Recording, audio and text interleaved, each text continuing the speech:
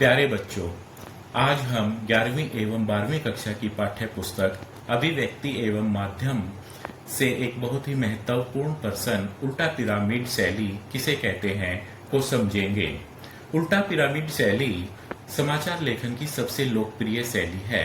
इस शैली में सबसे महत्वपूर्ण बात सबसे पहले लिखी जाती है, उसके बाद उससे कम महत्वपूर्ण बात एवं सबसे कम महत्व की बात सबसे अंत में लिखी जाती है।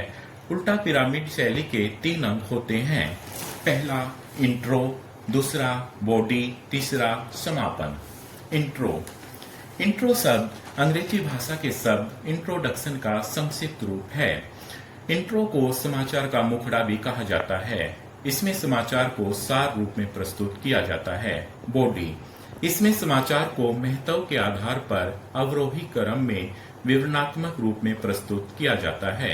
समापन, इस भाग में समाचार की कम महत्व वाली सूचनाओं को आवश्यकता अनुसार प्रस्तुत करते हुए समाचार का समापन किया जाता है। उल्टा पिरामिड शैली की शुरुआत 19वीं सदी के मध्य से मानी जाती है। उल्टा पिरामिड शैली परीक्षा की दृष्टि से बहुत ही महत्वपूर्ण है। 12वीं कक्षा की वार्षिक परीक्षा में इस शैली के ऊपर लगभग प्रत्येक बार कोई न कोई प्रश्न पूछा जाता है। प्रश्न इस रूप में पूछे जाते हैं: उल्टा पिरामिड शैली किसे कहते हैं? समाचार लेखन की शैली कौन सी है? समाचार किस शैली में लिखे जाते हैं? इस शैली के ऊपर निबंधात्मक प्रश्न भी पूछा जा सकता है एवं लघु उत्तरात्मक प्रश्न भी पूछा जा सकता है।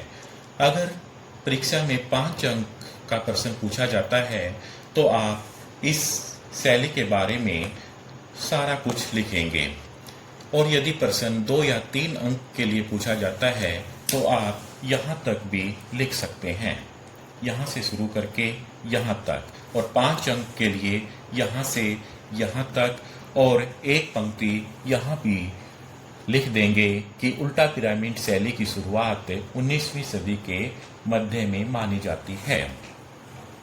कई बार परीक्षा में 1 अंक का कोई प्रश्न भी पूछ लिया जाता है, जैसे उल्टा पिरामिड शैली के कितने अंग होते हैं, या उल्टा पिरामिड शैली का पहला अंग कौन सा होता है, या उल्टा पिरामिड शैली की शुरुआत कब हुई थी।